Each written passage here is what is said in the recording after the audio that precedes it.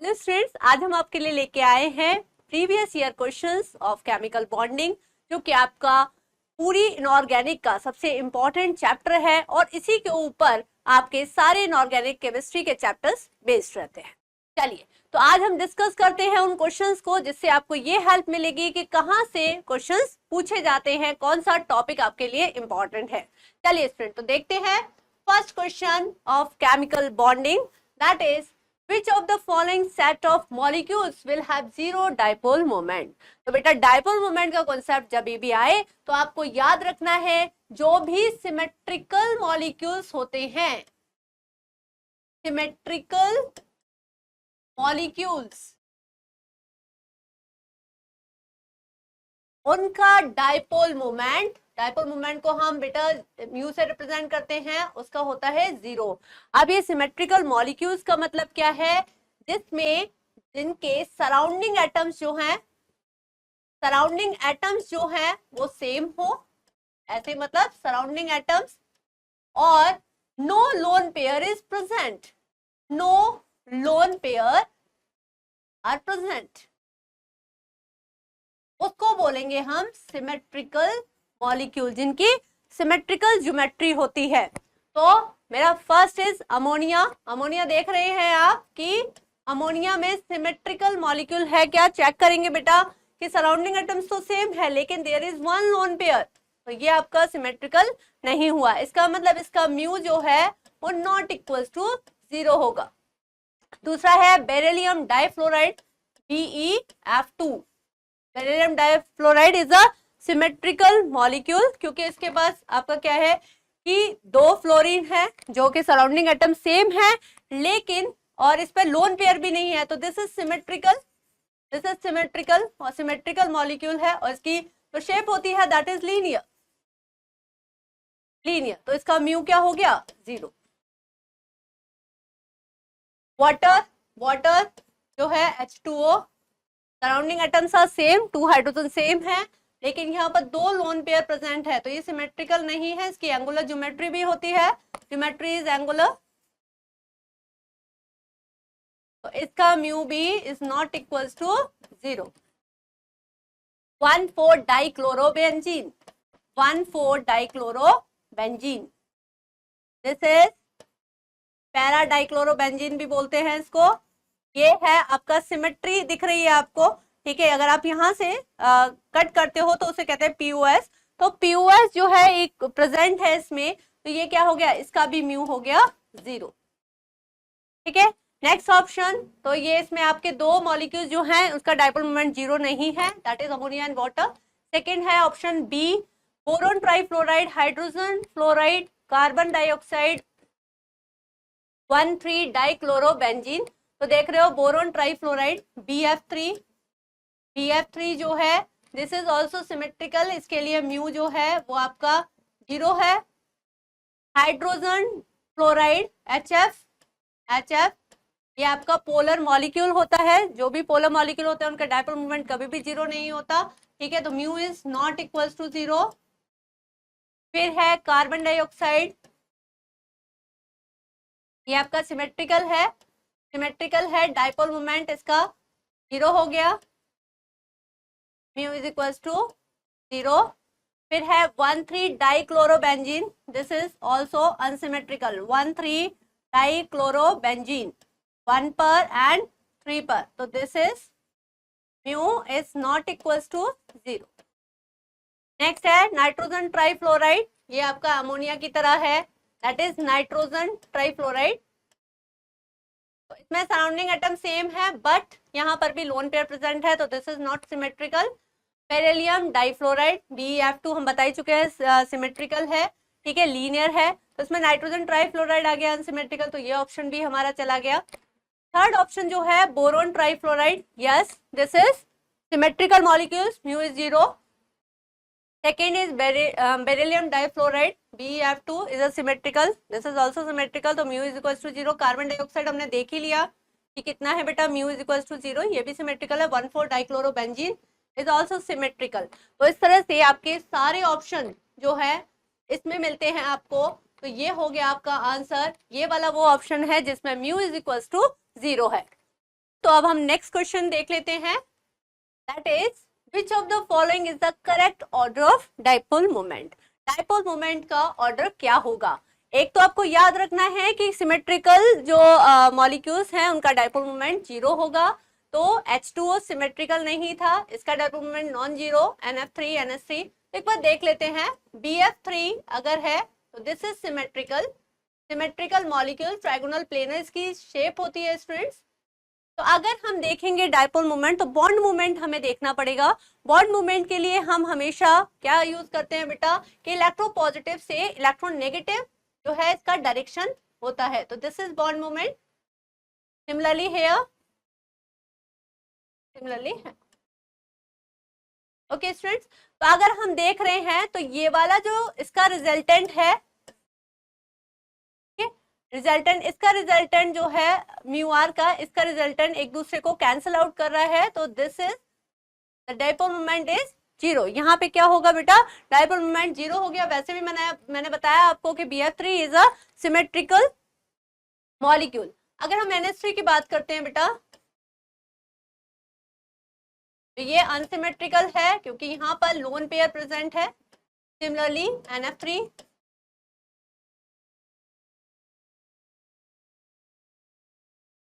मैंने अभी आपको बताया कि electropositive to electronegative bond movement का डायरेक्शन होता है, तो यहां से nitrogen is more electronegative with respect to hydrogen, तो बॉन्ड मूवमेंट का डायरेक्शन हाइड्रोजन टू नाइट्रोजन हो गया।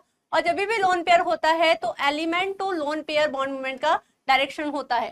तो आप देख रहे हो कि टोटल जो रिजल्टेंट आ रहा है वो आपका एक ही डायरेक्शन में आ रहा है, जिससे बॉन्ड मूवमेंट इसका डाइपोल मूवमेंट जो है वो ज्यादा है। अगर इसमें देखें हम NF3 से कंपेयर करें NH3 का, तो यहाँ पे जो बॉन्ड मूवमेंट है वो इस साइड होगा, नाइट्रोजन से फ्लोरीन की साइड, और जो लोन पेयर के कारण जो बॉन्ड मूवमेंट है वो इस डायरेक्शन में है। तो आप देख रहे हो इसका रिजल्टेंट नीचे की साइड है और इसका रिजल्टेंट ऊपर की साइड, तो थोड़ा सा कैंसिलेशन हो रहा है बॉन्ड मूवमेंट का।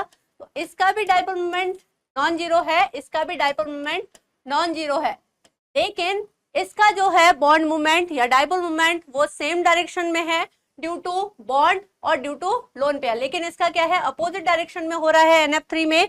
तो ये क्या हो गया बेटा, ये थोड़ा कैंसिल आउट करेगा एक दूसरे का बॉन्ड मूवमेंट को। तो यहाँ पर इसका हम ये बोल सकते हैं कि mu of NH3 is greater than mu of NF3।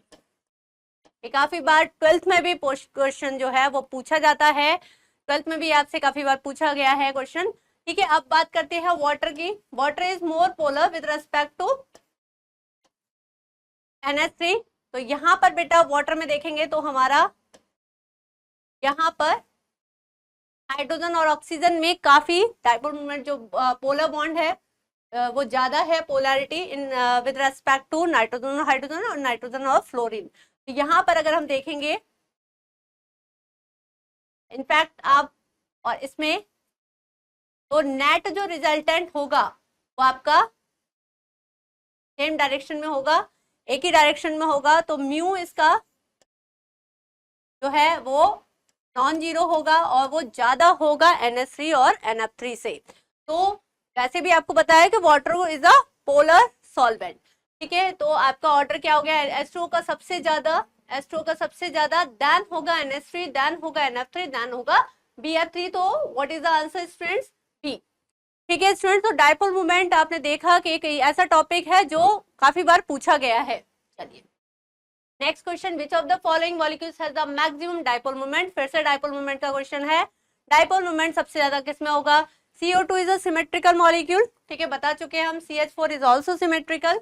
NH3 और NF3 इज नॉट सिमेट्रिकल क्योंकि यहाँ पर लोन पेयर है, सराउंडिंग एटम्स हालांकि सेम है लेकिन लोन पेयर प्रेजेंट है। तो these are the unsymmetrical molecules. तो इसमें भी हमने अभी कंपैरिजन कराया था, तो NH3 का डाइपोल मूवमेंट ज्यादा था NF3 से। तो what will be the answer, C is the answer. Next question देख लेते हैं, the correct order of increasing bond angle in the following triatomic species. ध्यान रखिए स्टूडेंट्स कि जैसे आपके पास ये NO2 है,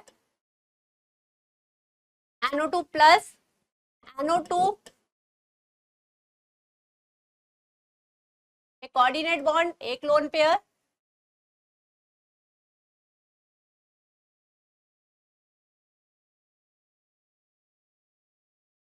ठीक है, तो इसमें बेटा एक कॉन्सेप्ट याद रखना है कि जितना ज्यादा लोन पेयर या इलेक्ट्रॉन पेयर बढ़ेंगे, बॉन्ड एंगल उतना कम हो जाएगा। यहाँ पर ध्यान रखना है, यहाँ पर एक भी इलेक्ट्रॉन नहीं है तो इसका बॉन्ड एंगल NO2 प्लस का सबसे ज्यादा होगा। देन आपका NO2 में आप पे एक सिंगल इलेक्ट्रॉन है तो यहाँ पर आपका NO2 का बॉन्ड एंगल होगा, देन NO2 माइनस का होगा। ठीक है, तो कहीं पर अगर हाइब्रिडाइजेशन सेम आ जाता है तो लोन पेयर जो है, लोन पेयर जैसे जैसे इंक्रीज होते हैं आपका क्या होगा कि बॉन्ड एंगल डिक्रीज हो जाता है। तो what will be the answer then? NO2 plus then NO2 then NO2 minus, means D will be the answer. Next question, the correct order of CO bond length among the following compounds. तो यहाँ पर CO bond order बेटा आपको ये बताता है कि उसके अंदर कितने बॉन्ड हैं। देन CO3 2 माइनस, CO2 और कार्बन ऑक्सीजन बॉन्ड लेंथ पूछी गई है। एक बात ध्यान रखना है बच्चों कि बॉन्ड ऑर्डर के इनवर्सली प्रोपोर्शनल होती है बॉन्ड लेंथ।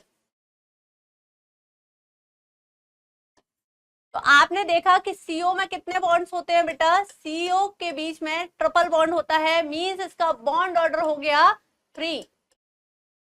इसमें रेजोनेंस होगा जब आप इसका बॉन्ड ऑर्डर निकालेंगे with the help of resonance, तो इसके जो है वो 3 स्ट्रक्चर रेजोनेटिंग स्ट्रक्चर बनेंगे और आपका जो है बॉन्ड ऑर्डर जो निकल के आएगा दैट इज 1.33।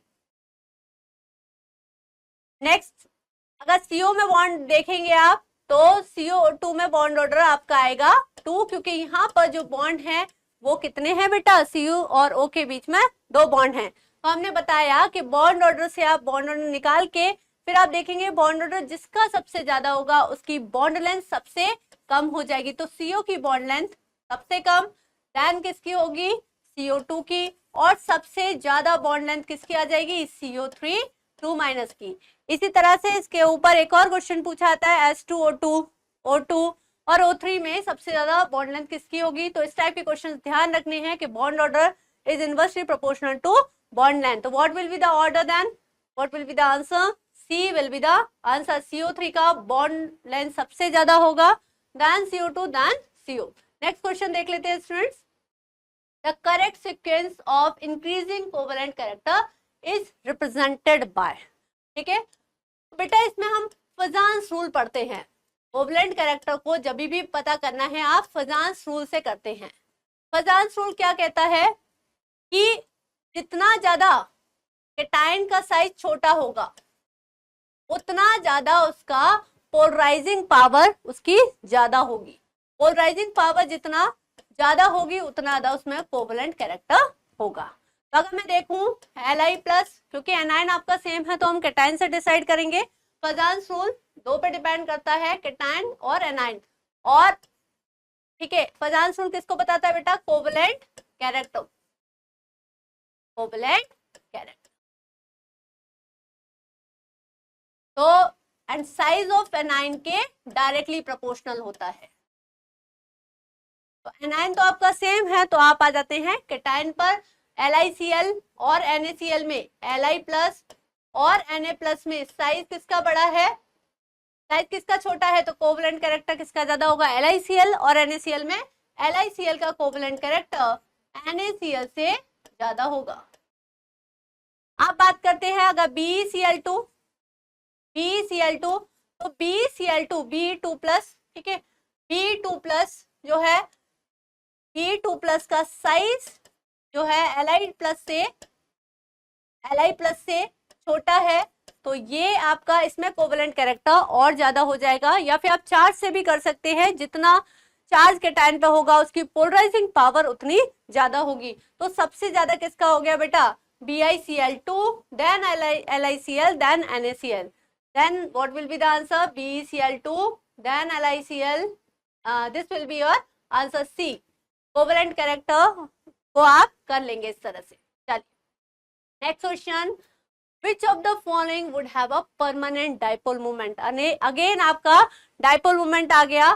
तो अगर मैं SiF4 की बात करूं, SiF4 सिमेट्रिकल मॉलिक्यूल है, सिमेट्रिकल मॉलिक्यूल है, सिमेट्रिकल मॉलिक्यूल है. तो यहाँ पर आपका ये बॉन्ड मूवमेंट इस डायरेक्शन में, बॉन्ड मूवमेंट इस डायरेक्शन में, और ये बॉन्ड मूवमेंट इस डायरेक्शन में. तो ओवरऑल जो डाइपोल मोमेंट का रिजल्टेंट डाइपोल मोमेंट इस डायरेक्शन में और इसका रिजल्टेंट इस डायरेक्शन में. तो म्यू क्या हो गया SiF4 का? 0. Mu is equal to 0. Next देख लेते हैं SF4. SF4 आपका सीशॉ स्ट्रक्चर होता है SF4 का. ठीक है, तो दिस इज नॉट सिमेट्रिकल क्योंकि इसका बॉन्ड मूवमेंट जो है डाइपोल मूवमेंट वो इससे कैंसिल आउट नहीं होगा. तो इसका डाइपोल मूवमेंट आपका 0 नहीं होगा. नेक्स्ट है XeF4. XeF4 is a square planar geometry. इसमें भी देखिए आपको, हालांकि लोन पेयर है, इसमें लोन पेयर है लेकिन सिमेट्रिकल है. This molecule is also symmetrical क्योंकि इसका डाइपोल मूवमेंट जो बॉन्ड मूवमेंट होगा वो ये वाला लोन पेयर क्या करेगा? कैंसिल आउट करेगा, और इनका रिजल्टेंट जो है वो इधर से कैंसिल आउट हो जाएगा. तो ओवरऑल आपका ये भी सिमेट्रिकल है मॉलिक्यूल. तो आपको टोटल जो है डाइपोल मूवमेंट वो क्या होगा? इसका भी 0 हो जाएगा. सिमेट्रिकल का ध्यान रखिए कि डाइपोल मूवमेंट क्या होता है? 0 होता है. BF3 हम पढ़ ही चुके हैं पहले भी कि BF3 इज ऑल्सो सिमेट्रिकल. इसका भी डाइपोल मूवमेंट क्या होगा? ये टोटल कैंसिल आउट हो जाएगा. तो ध्यान रखना है कि जो भी सिमेट्रिकल है उनका 0 हो जाता है. SF4 is not symmetrical molecule, तो इसका डाइपोल मूवमेंट है जो वो नॉन जीरो होगा और इसी का मैक्सिमम या परमानेंट डाइपोल मूवमेंट होगा among the following. Next question आ जाते हैं. H2 is dipolar where as BF2 is not dipolar. मतलब पोलरिटी आ गई, इसका मतलब डाइपोल मूवमेंट से आपका क्वेश्चन होना है. तो डाइपोल मूवमेंट किस पे डिपेंड कर रहा है बेटा? अभी बताया सिमेट्रिकल मतलब शेप. ठीक है, शेप. तो क्यों है? क्योंकि हमने बताया कि अगर आप वाटर को देखोगे, वाटर की जो शेप है this is not symmetrical in nature, this is angular. Angular है, एंगुलर होने के कारण इसका डाइपोल मोमेंट जो है वो नॉन जीरो होता है. जबकि BF2 का डाइपोल मोमेंट अगर आप देखेंगे तो ये सिमेट्रिकल है. ठीक है, ये लीनियर है इसलिए सिमेट्रिकल है और इसका डाइपोल मोमेंट क्या हो गया? 0. तो बोल ही रहा है वो. तो क्यों है बेटा ऐसा? इसे कोई मतलब नहीं है कि हाइड्रोजन बॉन्डिंग है, या हालांकि वाटर में हाइड्रोजन बॉन्डिंग होती है, लेकिन वो ये पूछना चाह रहा है कि डाइपोलर क्यों कह रहे हैं. तो दिस इज द रीजन कि water is angular and BF2 is linear. इसी कारण इनका डाइपोल मोमेंट इसका नॉन जीरो है और BF2 का जो है वो 0 है. नेक्स्ट क्वेश्चन देख लेते हैं बेटा. Which of the following bonds will be most polar? तो बेटा इस पोलरिटी को कभी भी चेक करना है तो आपको इलेक्ट्रोनेगेटिविटी याद होनी चाहिए कि सबसे ज्यादा अगर आप इलेक्ट्रोनेगेटिविटी देखेंगे, इलेक्ट्रोनेगेटिविटी का ऑर्डर जो होता है फ्लोरीन की सबसे ज्यादा, देन ऑक्सीजन, देन नाइट्रोजन, और नाइट्रोजन और क्लोरीन की लगभग बराबर होती है. देन आता है आपका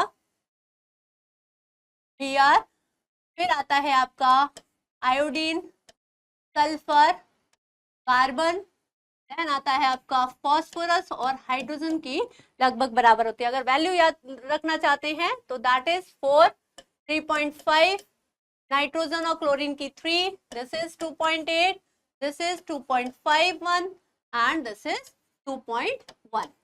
ठीक है स्टूडेंट्स, तो आप देख रहे हैं नाइट्रोजन और क्लोरीन में लगभग तो पोलरिटी क्या हो गई? 0. अगर इनकी इलेक्ट्रोनेगेटिविटी का डिफरेंस देखेंगे, इसका भी 3 इसका भी 3, तो 0 हो गया. ऑक्सीजन की जो है वो 3.5 है, इसकी तो 0.5. नाइट्रोजन की 3 है इसमें अगर हम इलेक्ट्रोनेगेटिविटी का डिफरेंस देखेंगे, सब में इलेक्ट्रोनेगेटिविटी का डिफरेंस लिख लेते हैं, दिस इज 0, मतलब कोई पोलरिटी नहीं है इस बॉन्ड में. ऑक्सीजन और फ्लोरीन में इलेक्ट्रोनेगेटिविटी का डिफरेंस, इस टाइप के क्वेश्चंस को आप इसी तरह से करेंगे. That is 0.5। जितना ज्यादा इलेक्ट्रोनेगेटिविटी का डिफरेंस होता है, जितना ज्यादा इलेक्ट्रोनेगेटिविटी का डिफरेंस होता है उतना ज्यादा बॉन्ड पोलर होता है। ठीक है, तो अगर हम इसमें देखेंगे बेटा इलेक्ट्रोनेगेटिविटी का डिफरेंस, En इलेक्ट्रोनेगेटिविटी का डिफरेंस, तो दैट इज 1। और इसमें तो आपको दिख ही रहा है कि नाइट्रोजन नाइट्रोजन के बीच में बॉन्ड है, तो वो क्या होगा, नॉन पोलर होगा, तो दिस इज 0। तो देन अगर कभी भी आपसे पोलरिटी पूछी जाए तो आप इलेक्ट्रोनेगेटिविटी का डिफरेंस निकालेंगे। आप देख भी रहे हो कि इसमें इलेक्ट्रोनेगेटिविटी का डिफरेंस सबसे ज्यादा है, तो आंसर क्या हो गया, नाइट्रोजन और फ्लोरीन का बॉन्ड जो है वो सबसे ज्यादा पोलर है इन सब में। चलिए, तो इस टाइप के क्वेश्चंस को अगर आपको इलेक्ट्रोनेगेटिविटी वैसे लर्न नहीं होते तो आप इसको निमोनिक्स भी रख सकते हैं। फोन कल बार बार मत करना, आईएससी का पेपर है। फोन कल बार बार मत करना, आईएससी का पेपर है। इससे आपको जो है वो इलेक्ट्रोनेगेटिविटी की वैल्यूज लर्न हो जाएंगी, जिससे आपको पोलरिटी के क्वेश्चंस इजीली हो जाएंगे। नेक्स्ट क्वेश्चन देखते हैं। ये जो VSEPR थ्योरी है, VSEPR थ्योरी काफी बार पूछी जाती है बेटा, आपको शेप वगैरह से घबराना नहीं है।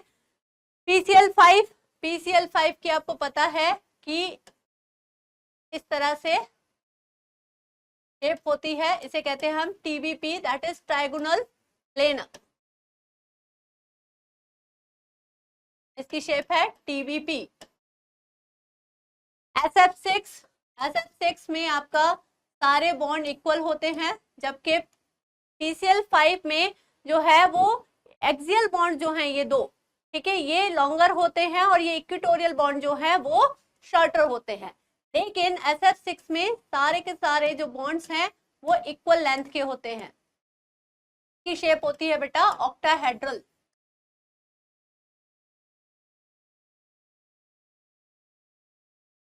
नेक्स्ट है BRF5। BRF5 BRF5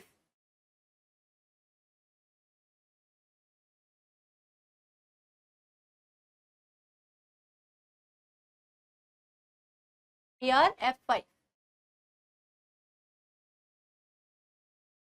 एक second,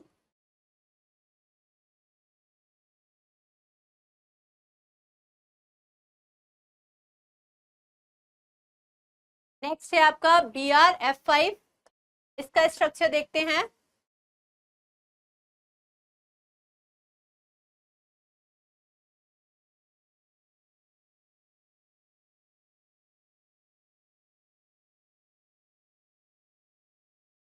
five bond pair, one lone pair, shape हो जाती है बेटा आपकी स्क्वायर पिरामिडल।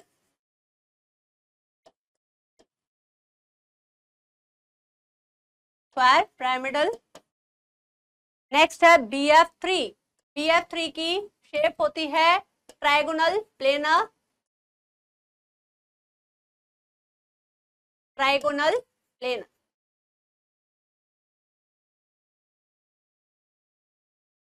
ये आपको पता होना चाहिए कि कितने बॉन्ड पेयर, कितने लोन पेयर, तो शेप क्या होगी, ट्राइगोनल प्लेनर।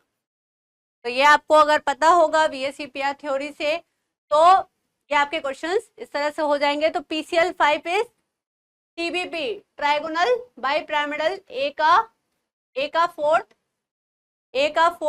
ये दो ऑप्शन में है। बी का that is SF6 is octahedral, B का है थर्ड, बी का थर्ड भी दो ऑप्शन में है, ए एंड बी में। BRF5 इज स्क्वायर पिरामिडल, तो सी का ऑप्शन हो गया 1, सी का 1, और डी का that is BF3 is trigonal planar, तो ये हो गया आपका आंसर इज बी। तो इस टॉपिक को भी आपको काफी अच्छे से कर लेना है। VSEPR थ्योरी, बॉन्ड पेयर और लोन पेयर, कि कितने कब क्या होगा, तो कौन सा आपका जो है शेप हो जाएगी या स्ट्रक्चर हो जाएगा। Next question, in the structure of ClF3 the number of lone pairs of electrons on central atom of chlorine is। तो बेटा इसके लिए मैंने वैसे आपको अगर मेरा स्टेरिक नंबर शॉर्ट ट्रिक अगर आपको मैं बताऊं, स्टेरिक नंबर निकाल लीजिए, मतलब लोन पेयर और बॉन्ड पेयर का sum. What is steric number students, bond pair plus lone pair. तो इससे ये कैसे निकालेंगे, इसके लिए ट्रिक है 1/2 valence electron of central atom ध्यान रखिए ClF3 में, और फ्लोरीन कभी भी, फ्लोरीन और हाइड्रोजन कभी भी आपके सेंट्रल एटम नहीं होते। और कैसे डिसाइड करोगे सेंट्रल एटम कौन है? जिसका साइज बड़ा हो या फिर जिसकी इलेक्ट्रोनेगेटिविटी कम हो, वो सेंट्रल एटम होता है। Plus monovalent surrounding atom, monovalent surrounding atom, ऐसे surrounding atom, plus anionic charge, जो भी उस पर नेगेटिव चार्ज हो उसे प्लस कर दीजिए, and minus cationic charge, minus cationic charge. जब आप इसको कैलकुलेट करोगे तो आपको स्टेरिक नंबर मिलेगा, जैसे मैं ClF3 के लिए दिखाऊं कि 1/2। मैंने बताया कि फ्लोरीन कभी भी सेंट्रल एटम नहीं होता, और जिसकी भी, जो भी सेंट्रल एटम होगा उसकी इलेक्ट्रोनेगेटिविटी कम होती है। चलिए, तो क्लोरीन हो गया, क्लोरीन के वैलेंस इलेक्ट्रॉन 17th ग्रुप में है, तो वैलेंस इलेक्ट्रॉन हो गए 7। मोनोवैलेंट एटम्स होते हैं बेटा जिनकी वैलेंसी जो है वो 1 हो, जैसे हाइड्रोजन और सारे हेलोजन्स, उनकी वैलेंसी 1 होती है। तो प्लस कितने मोनोवैलेंट सराउंडिंग एटम है? Chlorine is a central atom, तो सराउंडिंग एटम कौन हो गए? फ्लोरीन। कितने हो गए? 3। कोई भी कैटायनिक या एनायनिक चार्ज नहीं है, तो इसका जो वैल्यू आएगी दैट इज 5। ये तो आ गया स्टेरिक नंबर, मतलब स्टेरिक नंबर से आप बॉन्ड पेयर, लोन पेयर और हाइब्रिडाइजेशन, अगर स्टेरिक नंबर 5 है तो आपका जो हाइब्रिडाइजेशन हो गया दैट इज sp3d। हालांकि हाइब्रिडाइजेशन पूछा नहीं है, वो पूछ सकता है। आप लोन पेयर और बॉन्ड पेयर को कैसे पहचानोगे बेटा? तो देख लीजिए, जितने भी सराउंडिंग एटम्स हैं, सराउंडिंग एटम क्या होंगे? सराउंडिंग एटम होंगे जो बॉन्ड बना रहे होंगे, तो बॉन्ड पेयर हो गए कितने? 3, क्योंकि यहाँ पे सराउंडिंग एटम फ्लोरीन है वो 3 है।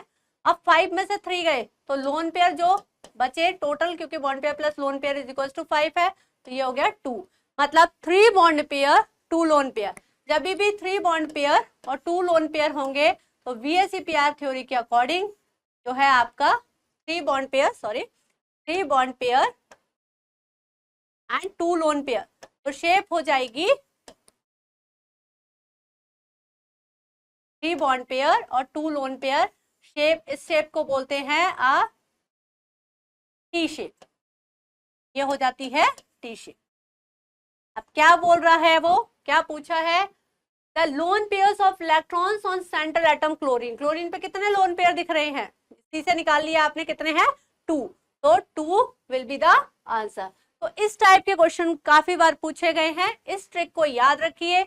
कभी भी आपको शेप जो आपकी एनसीईआरटी में टेबल दे रखी है उस टेबल को लर्न कर लीजिए, कितने बॉन्ड पेयर कितने लोन पेयर होंगे तो क्या शेप होगी, आप इजीली इस चीज को कर सकते हो। ये बोर्ड के लिए भी इंपॉर्टेंट है, बोर्ड में भी आपको शेप बनाने के लिए आती है मॉलिक्यूल्स की, तो ये आपके लिए बेनिफिशियल रहेगा। चलिए नेक्स्ट क्वेश्चन देख लेते हैं बेटा। Predict the correct order among the following. तो ये तो VSEPR आपने सबसे पहले पढ़ी होगी। ये VSEPR थ्योरी बोलती है कि अगर मैं जैसे वाटर की ही बात करूं,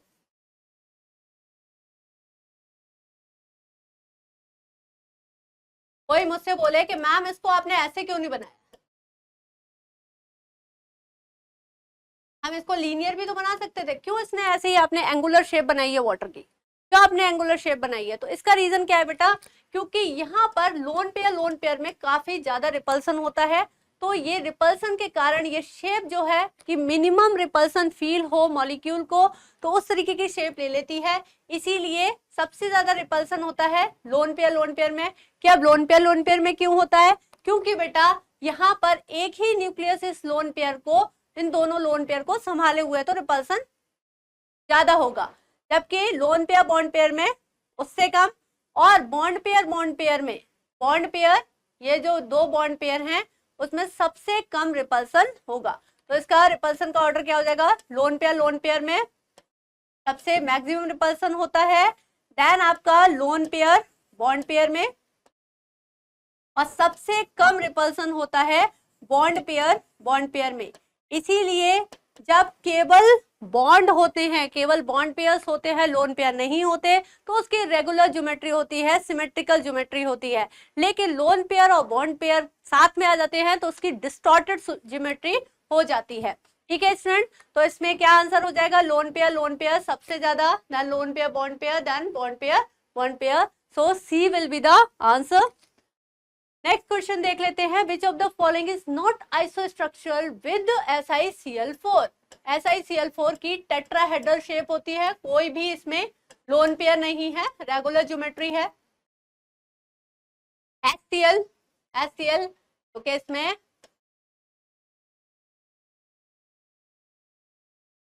आपके इसके जो हैं वो 6 इलेक्ट्रॉन बैलेंस इलेक्ट्रॉन होते हैं, एक बना लिया है, ये कोई मॉलिक्यूल मुझे स्टेबल लग भी नहीं रहा। और SO4 2- इसकी भी SO4 2- की भी शेप जो है वो टेट्राहेड्रल इसी तरह से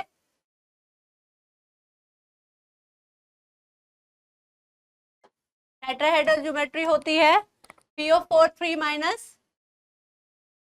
3- की भी टेट्राहेड्रल ज्योमेट्री होती है। तो क्या हो गया आंसर? आंसर इज HCl, जिसकी और NH4 प्लस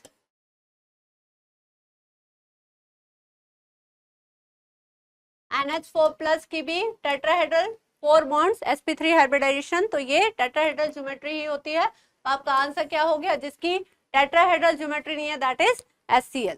ठीक है, बाकी सबका हाइब्रिडाइजेशन sp3 है और टेट्राहेड्रल ज्योमेट्री है। नेक्स्ट क्वेश्चन देख लेते हैं। Which of the following molecules has trigonal planar geometry? तो ट्राइगोनल प्लेनर के लिए बेटा sp2 हाइब्रिडाइजेशन होना चाहिए।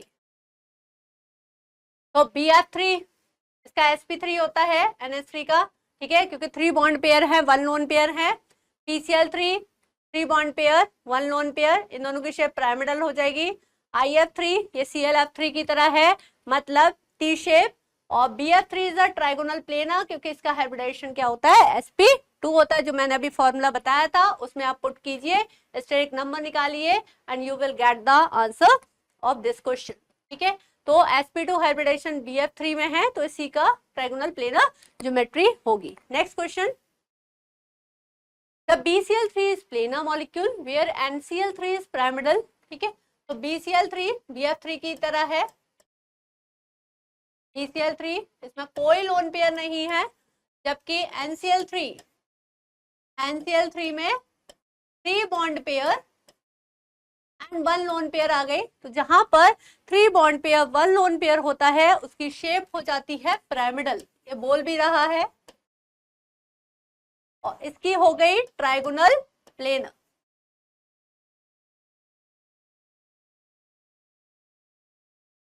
पूछा गया है क्यों ऐसा हो रहा है? Nitrogen atom is smaller than boron atom, कोई रीजन नहीं है ये। BCl3 has no lone pair but NCl3 has lone pair of electron, yes this is the reason. मैंने बताया है कि जहां पर आपके बॉन्ड पेयर के साथ लोन पेयर आ जाए तो जो शेप है मॉलिक्यूल की वो क्या हो जाती है? डिस्टॉर्टेड हो जाती है, इसलिए उसकी ज्योमेट्री में चेंज आ जाता है। तो this will be the answer कि due to presence of lone pair NCl3 जो है वो पिरामिडल शेप का है, जबकि इसमें आपका ये इसमें जो आपका है, जबकि इसमें BCl3 में क्या है? ट्राइगोनल प्लेनर है, क्योंकि इसमें कोई लोन पेयर नहीं है। ओके स्टूडेंट, नेक्स्ट क्वेश्चन देख लेते हैं। Main axis of diatomic molecule is Z। ठीक है, तो आपको पता है कि P जो है वो 3 एक्सिस में मिलता है, PX PY PZ। ठीक है, एक होता है तो उसकी मेन एक्सिस बोल दिया है, मतलब इंटरन्यूक्लियर एक्सिस जो बोल दिया, आईए ने मान लिया है किसको? PZ को। और PX, अगर PX आप इसको मान रहे हैं तो Y आपकी क्या हो गई? तो बोला है कि अगर PX और PY अगर आपके जो है ओवरलैप करते हैं तो कौन सा बॉन्ड बनेगा? ध्यान रखिए, बॉन्ड बनाने के लिए सिमेट्री जो है वो मेन होती है। PX के साथ बॉन्ड बनाएगा, PY के साथ, और PZ के साथ। कभी भी PX PY के साथ नहीं बनाएगा, ना PY PZ के साथ बनाएगा। सिमिलर एक्सिस पे जो अब ऑर्बिटल आएंगी तभी बॉन्ड बनेगा। तो कौन सा आंसर हो गया? पाई मॉलिक्यूलर ऑर्बिटल, नहीं सिग्मा मॉलिक्यूलर ऑर्बिटल। अरे भाई, जब ओवरलैपिंग होगी तभी तो बॉन्ड बनेगा। एक दूसरी एक्सिस में तो बॉन्ड कैसे बन सकता है? तो ये बॉन्ड नहीं बनेगा, तो क्या बोलेंगे कि नो बॉन्ड विल फॉर्म। चलिए next question, the hybridisation of the atomic orbital of nitrogen is NO2 plus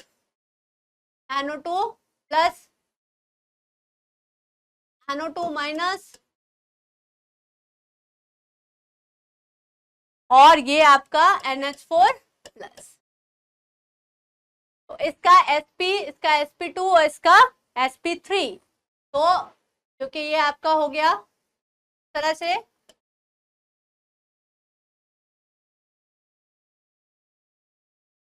इसका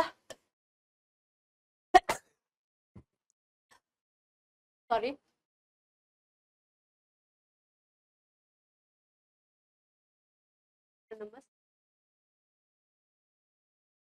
इसको देख लेते हैं एक बार। NO2 plus, NO2 minus, NH4 plus. तो इसकी अगर हम स्ट्रक्चर ड्रॉ करते हैं, NO2 प्लस, NO2 माइनस,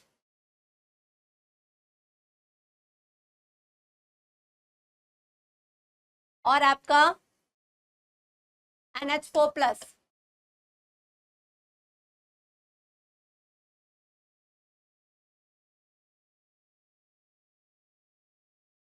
इसका हाइब्रिडेशन हो गया sp3, फोर सिग्मा बॉन्ड्स हैं, यहाँ पर हाइब्रिडेशन हो गया sp2 और इसका हो गया sp।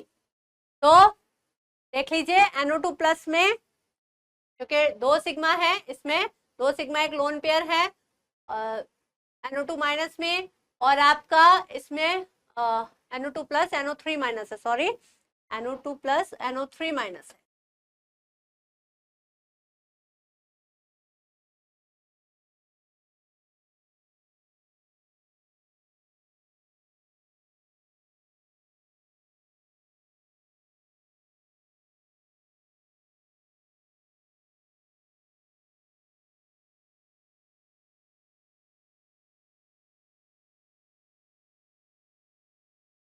चलिए नेक्स्ट क्वेश्चन देख लेते हैं बच्चों।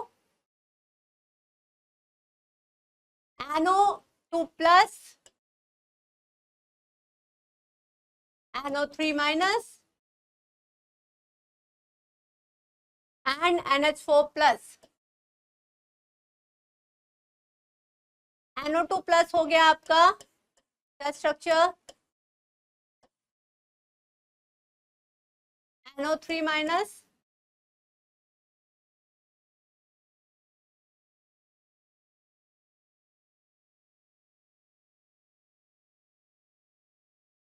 NO3 minus, NH4 plus,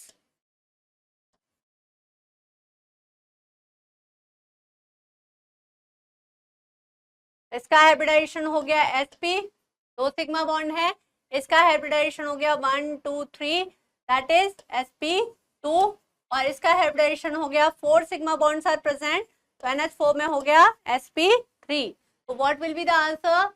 NO2 plus sp, NO3 minus sp2 और NH4 प्लस इज sp3, तो आंसर इज सी। ठीक है, तो इस तरह से आप स्ट्रक्चर बना के, या फिर आपको मैंने जो ट्रिक बताई है स्टेरिक नंबर निकाल के, स्टेरिक नंबर निकाल लीजिए तो भी आप हाइब्रिडाइजेशन कैलकुलेट कर सकते हैं। चलिए नेक्स्ट क्वेश्चन देख लेते हैं। The correct geometry and hybridisation for XeF4 are. XeF4 देखिए, कभी मैंने बोला आपको कि स्टेरिक नंबर निकालिए 1/2, मैंने फॉर्मूला आपको बता ही दिया है कि balance electron of central atom, central atom fluorine कभी भी सेंट्रल एटम नहीं हो सकता, और Xe जो है बिलोंग्स टू 18th ग्रुप, तो 18 ग्रुप, तो बैलेंस इलेक्ट्रॉन कितने हो गए? 8। Monovalent surrounding atoms, fluorine is a monovalent atom, और सराउंडिंग एटम कितने हैं? ये 4। जब आप इसको कैलकुलेट करेंगे तो यू विल गेट 6। 6 में हाइब्रिडाइजेशन तो आ गया कि अगर स्टेरिक नंबर 6 है तो what is the hybridisation students? sp3d2।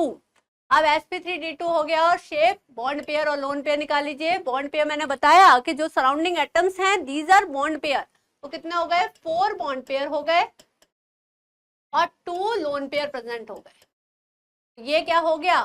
4 bond pair 2 lone pair, इसकी शेप बन जाती है स्क्वायर प्लेनर, शेप हो गई स्क्वायर प्लेनर।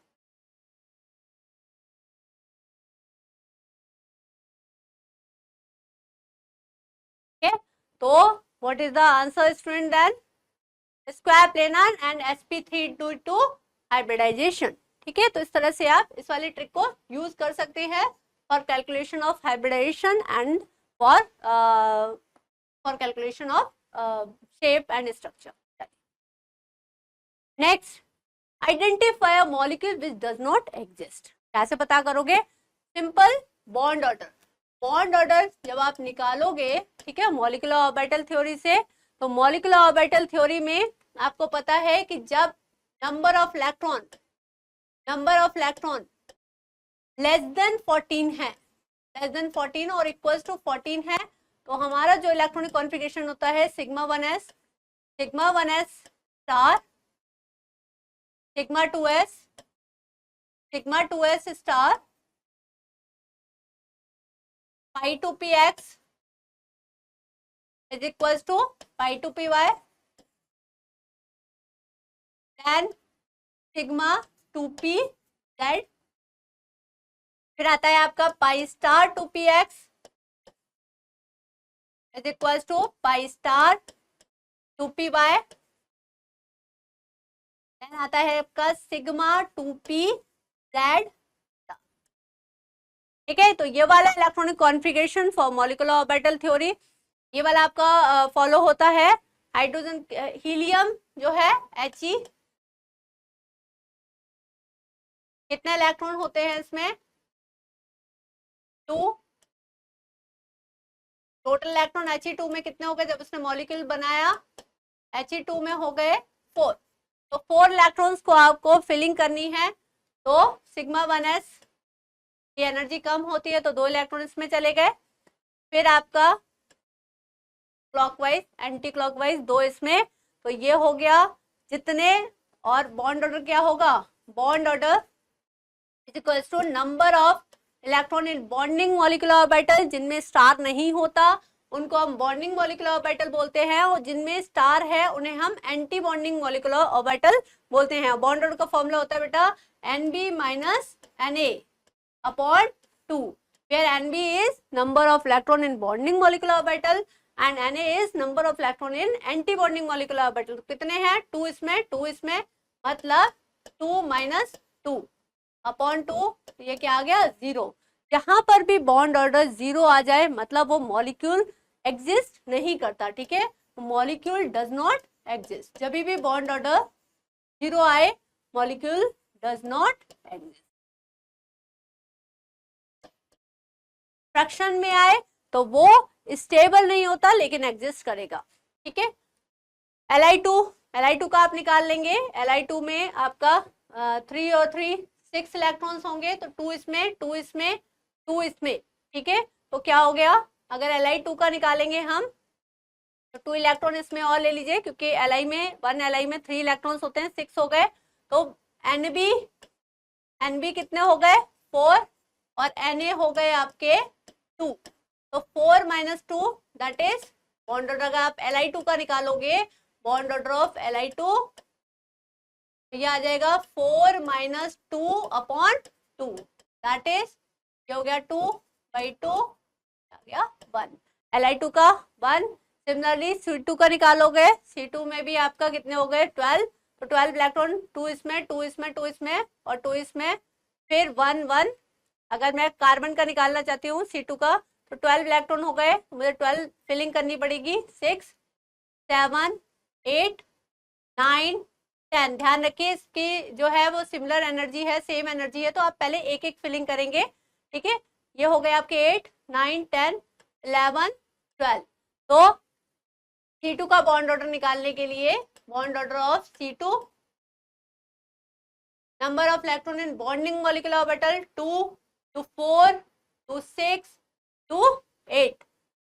बाहर से कैलकुलेट कर लेते हैं. 8 और ये 4 और 4 8, तो ये हो गए 8, और यहाँ पर एंटी बॉन्डिंग में हो गए, 8 माइनस, और एंटी बॉन्डिंग में 2 और 2 कितने हो गए? 4 अपॉन 2. इस तरह से आप मॉलिक्यूलर ऑर्बिटल थ्योरी से आपका आ गया, सॉरी दिस इज 4/2 आ गया आपका 2. तो इसका हो गया बॉन्ड ऑर्डर 0.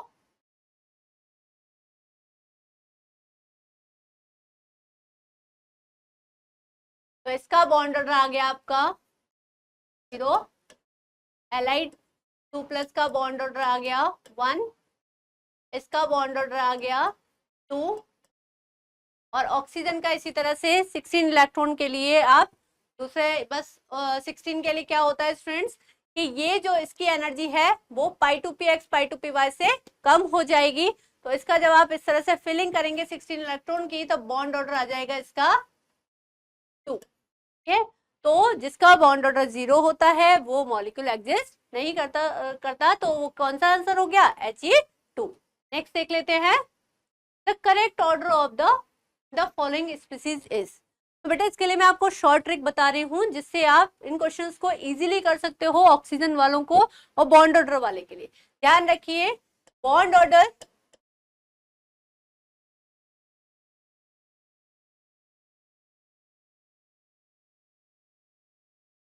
इसके लिए मैं आपको एक ट्रिक बता रही हूँ, इस क्वेश्चन के लिए मैं आपको ट्रिक बता रही हूँ। ठीक है, तो यहाँ पर हम लिख ले रहे हैं स्टूडेंट्स टोटल इलेक्ट्रॉन, और ये आपकी ट्रिक जो है वो 8 to 20 वैलिड है। टोटल इलेक्ट्रॉन अगर 8 to 20 है तो आपकी ये ट्रिक वैलिड है। और यहाँ पे लिख ले रहे हैं बॉन्ड ऑर्डर। ठीक है स्टूडेंट, तो यहाँ पे एक 14 का आपको याद रखना है कि 14 अगर है तो बॉन्ड ऑर्डर है 3। ठीक है, आप इसमें इंक्रीज करते जाइए 15, 16, 17, 18, 19 और last is 20. These are total electrons in a molecule. These are total electrons in a molecule. अब इसमें कम करते जाइए 13, 12, 11, 10, 9 and 8. अब आपको इसका याद रखिए 14 का कि 3 होता है। अब इसमें से 0.5 कर दीजिए कम, 15 के लिए 2.5, 16 के लिए 2, 17 के लिए 1.5, 18 के लिए 1, 19 के लिए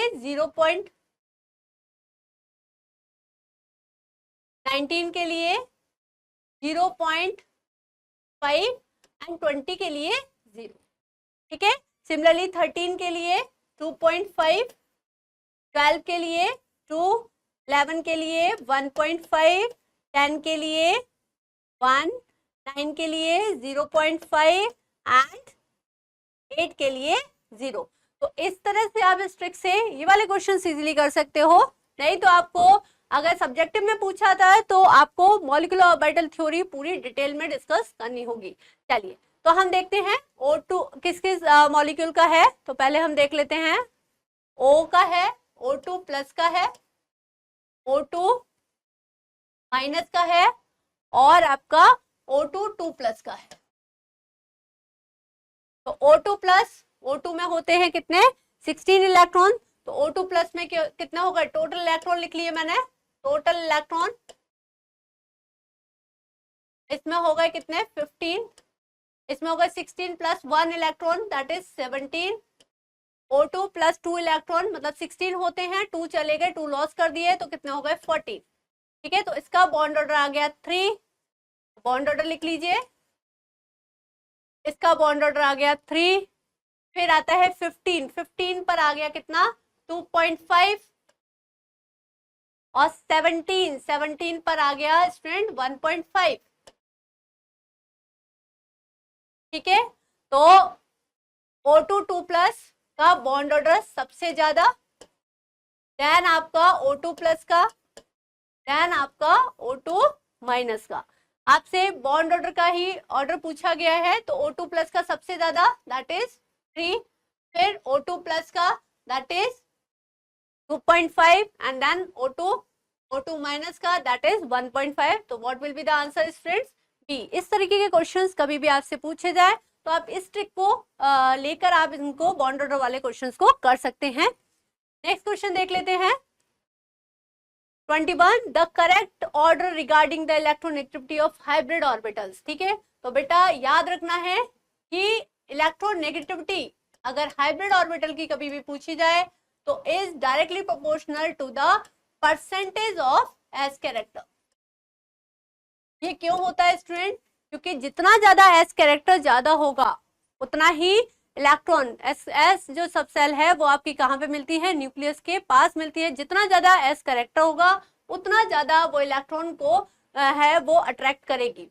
चलिए, तो परसेंटेज ऑफ, अगर मैं एसपी में देखूं, percentage of S character is 50%। sp2 में अगर हम देखें देन sp3 में 25 और इसमें 33.3%। तो what will be the answer then? Electronegativity is directly proportional to the percentage of s character। तो इलेक्ट्रोनेगेटिविटी हमें याद रखनी है हाइब्रिड ऑर्बिटल की। sp में सबसे ज्यादा परसेंटेज ऑफ s कैरेक्टर है, देन sp2, देन sp3। ठीक है स्टूडेंट, तो इस टाइप से आप कर सकते हैं इस क्वेश्चन को। नेक्स्ट क्वेश्चन देख लेते हैं।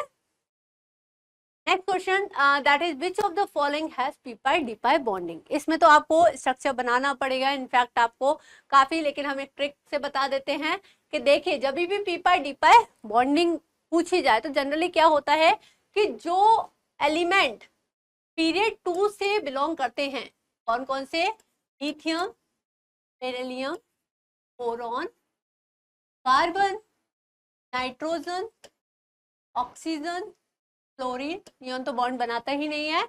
इनके पास कभी भी vacant orbital, vacant D present नहीं होती।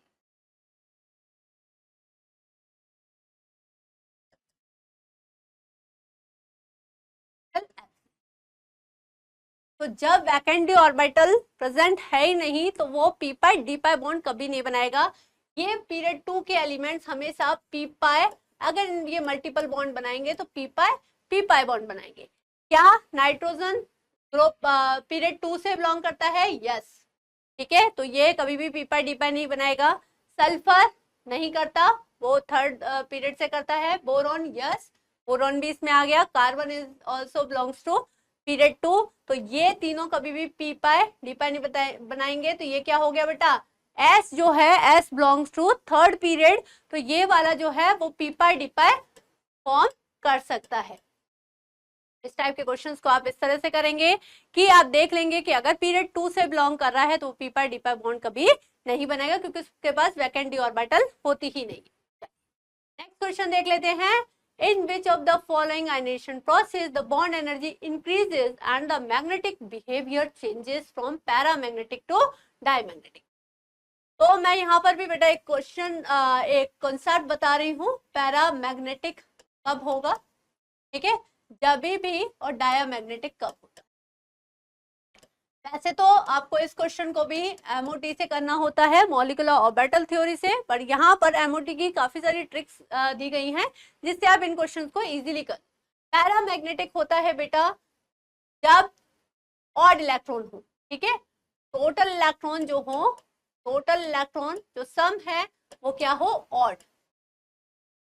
और डायामैग्नेटिक होता है व्हेन टोटल इलेक्ट्रॉन्स, जब टोटल इलेक्ट्रॉन जो है वो इवन नंबर के हों एक्सेप्ट B2, O2 और S2। हालांकि S2 का हमारे सिलेबस में नहीं है क्योंकि इसमें 16 प्लस 16 32 इलेक्ट्रॉन्स हैं। हमारे जो जेई और नीट में 20 इलेक्ट्रॉन्स तक एमओटी वैलिड है, ठीक है, लेकिन आपको फिर भी कभी पूछा जाए तो इट इज ऑल्सो पैरामैग्नेटिक। ये तीनों में इवन इलेक्ट्रॉन्स हैं, ये आपके B2, O2 और S2 में इवन इलेक्ट्रॉन्स हैं, फिर भी ये पैरामैग्नेटिक होते हैं, ये आपको याद रखना है। इनफैक्ट एमओटी यहीं पर जाके जो है, एमओटी ने यही O2 का paramagnetic behaviour first time explain किया था, ठीक है। तो बाकी आप कहीं भी मिले और हाँ कहीं ऑड है तो वो हमेशा पैरामैग्नेटिक होगा, इधर कोई एक्सेप्शन नहीं है, ठीक है। तो आप इसमें देख लीजिए। और बॉन्ड एनर्जी O2 के इलेक्ट्रॉन्स, अभी मैंने आपको बताया है कि जो प्रीवियस स्लाइड में मैंने कि बॉन्ड ऑर्डर वाले क्वेश्चन कैसे करोगे। तो अगर O2 में इलेक्ट्रॉन्स कितने हो गए? 16, तो O2 से O2 प्लस के बॉन्ड ऑर्डर निकाल लीजिए। बॉन्ड ऑर्डर इसका हो गया 2 और ये हो गए आपके 2, देन दिस इज, इसमें इलेक्ट्रॉन्स हो गए आपके कितने? ये 16 है, 16 में से एक इलेक्ट्रॉन चला गया तो 15, 15 मतलब इसमें हो गया 2.5। ठीक है, C2 से C2 प्लस, C2 से C2 प्लस। चलिए इसका बॉन्ड ऑर्डर 2, क्योंकि कितने इलेक्ट्रॉन्स बेटा, 12 इलेक्ट्रॉन्स, 12 14 का 3 होता है तो 13 का हो गया कितना 2.5 और 12 का हो गया 2 और ये हो गया 11 तो ये हो गया आपका 1.5। NO से NO प्लस, देखिए उसी ट्रिक को यूज करके आप इसको भी कैलकुलेट कर सकते हैं। NO का हो गया आपका कितना, NO दैट इज 7 और 8, 7 और 8 15 इलेक्ट्रॉन्स, तो 15 दैट इज 2.5 और NO प्लस इज 7 और 8 और 1 लूज कर दिया मतलब 14 इलेक्ट्रॉन दैट इज 3। तो 2 में बॉन्ड ऑर्डर इंक्रीज हो रहा है। ध्यान रखिए जितना ज्यादा बॉन्ड ऑर्डर होगा उतनी ज्यादा बॉन्ड स्टेबिलिटी होगी, उतनी ज्यादा बॉन्ड स्टेबिलिटी होगी और उतनी ज्यादा बॉन्ड एनर्जी होगी, बॉन्ड एनर्जी या फिर बॉन्ड डिसोसिएशन एनर्जी। तो 2 प्रोसेस में बॉन्ड एनर्जी इंक्रीज हो रही है। लेकिन आपसे दूसरा क्वेश्चन ये भी पूछा गया है कि पैरामैग्नेटिक बिहेवियर से डायमैग्नेटिक बिहेवियर किसमें चेंज हो रहा है। तो इसमें देखिए इसमें इलेक्ट्रॉन कितने हो रहे थे आपके 16, तो दिस इज, ये तो आपका एक्सेप्शन ही है, O2 इज पैरामैग्नेटिक और O2 plus is odd electron, this is also paramagnetic, ये भी आपका पैरामैग्नेटिक है, ये भी आपका पैरामैग्नेटिक है और ये भी आपका पैरामैग्नेटिक है, तो ये ऑप्शन गया। इसमें देख लेते हैं NO के टोटल इलेक्ट्रॉन कितने हो गए, NO में टोटल इलेक्ट्रॉन 15 है तो 15 इज ऑड, ऑड में क्या बताया मैंने पैरामैग्नेटिक, तो NO इज पैरामैग्नेटिक और NO प्लस मतलब टोटल इलेक्ट्रॉन हो गए 14, 14 में मैंने बताया है कि अगर किसी में इवन इलेक्ट्रॉन्स आते हैं तो वो क्या हो जाता है डायामैग्नेटिक, टोटल इलेक्ट्रॉन इज 14, ये हो गया डायामैग्नेटिक। तो यही आपका आंसर है, क्योंकि इसमें पूछा गया in which of the following ionization processes the bond energy increases and the magnetic behaviour changes. Bond energy यहाँ से यहाँ पर इंक्रीज हो रहा है क्योंकि बॉन्ड ऑर्डर इंक्रीज हो रहा है, और पैरामैग्नेटिक इसमें आपके ऑड इलेक्ट्रॉन है तो पैरामैग्नेटिक हो गया और इसमें आपके इवन इलेक्ट्रॉन है तो डायमैग्नेटिक। केवल इवन में आपका एक एक्सेप्शन है दैट इज B2, O2 और S2 में ये इवन होने के बाद भी ये पैरामैग्नेटिक बिहेवियर शो करते हैं, क्योंकि जब हमने मॉलिक्यूलर ऑर्बिटल थ्योरी पढ़ते हैं तो यहाँ पे अनपेयर्ड इलेक्ट्रॉन मिलते हैं। चलिए नेक्स्ट देख लेते हैं, bond order of 1.5 is shown by. ठीक है, तो हमने अभी जो ट्रिक बताई है बेटा देखिए वो कितने क्वेश्चंस पे वैलिड है, और आपका बॉन्ड ऑर्डर से MOT से काफी नीट में क्वेश्चंस पूछे जाते हैं तो उसे अच्छी तरह से हमें कर लेना है। चलिए O2 प्लस में कितने इलेक्ट्रॉन हो गए 16 होते हैं तो 15 इलेक्ट्रॉन, 15 में अगर हम ट्रिक निकालेंगे तो बॉन्ड ऑर्डर कितना हो जाएगा, 14 का होता है 3 तो 2.5, इसका बॉन्ड ऑर्डर हो गया 2.5। ठीक है, O2 माइनस 17 इलेक्ट्रॉन, 16 में हो जाएंगे 2 और इसमें हो जाएगा 1.5 क्योंकि टोटल इलेक्ट्रॉन हो गए 17। O2 minus that is 18 electron, तो 18 इलेक्ट्रॉन में हो जाता है 1। हमने सारे ट्रिक से क्वेश्चन सॉल्व कर दिए हैं। O2, क्योंकि अगर आप MOT की हेल्प से ऑब्जेक्टिव क्वेश्चंस करने लगे तो बेटा एक ही क्वेश्चन हो पाएगा पूरे पेपर में। ठीक है, तो आपको ट्रिक ये वाली यूज करके आप ये वाले क्वेश्चंस इजिली बॉन्ड ऑर्डर वाले तो कर ही सकते हैं और इनके बिहेवियर के भी क्वेश्चंस कर सकते हैं। तो what will be the student answer, that is O2 minus का है जो बॉन्ड ऑर्डर वो कितना है बेटा 1.5 है। नेक्स्ट क्वेश्चन देख लेते हैं। चलिए, right order of dissociation energy N2 and N2 plus. Same question है, अभी हम कर चुके हैं। डिसोसिएशन एनर्जी इसमें इंक्रीज होगी। चलिए N2 और N2 प्लस में किसकी एनर्जी ज्यादा होगी, तो हम इसका पहले बॉन्ड ऑर्डर ही निकाल लेते हैं। इसके लिए हमें टोटल इलेक्ट्रॉन्स पता होने चाहिए, सिंपल वाली ट्रिक लगा लेंगे। इसमें 14 है और इसमें आपके 13 हो गए। ठीक है, 14 में कितने 3 बॉन्ड ऑर्डर, और इसमें कितना हो गया बेटा 14 से अगर हम नीचे की साइड जाते हैं तो 0.5 कम कर दीजिए, दैट इज 2.5। तो अगर मैं देखूं higher is the bond energy, bond order sorry, higher will be the bond energy. Bond association energy किसकी ज्यादा हुई, N2 या N2 प्लस की? तो आप देख रहे हैं N2 की बॉन्ड एनर्जी जो है वो ज्यादा होगी क्योंकि इसमें ट्रिपल बॉन्ड होगा। इनफैक्ट इसका बॉन्ड ऑर्डर जो है वो 3 आ रहा है, तो जितना ज्यादा बॉन्ड ऑर्डर होगा उतनी ज्यादा बॉन्ड एनर्जी होगी स्टूडेंट। तो इस तरह से आपने ये देखा कि ज्यादातर क्वेश्चन किस टॉपिक से लिए गए हैं, तो उन्हें थोड़ा सा अच्छा कर लीजिए। और केमिकल बॉन्डिंग तो वैसे भी नीट का जो है वो फेवरेट चैप्टर है, उससे काफी क्वेश्चंस पूछे जाते हैं। Thank you students.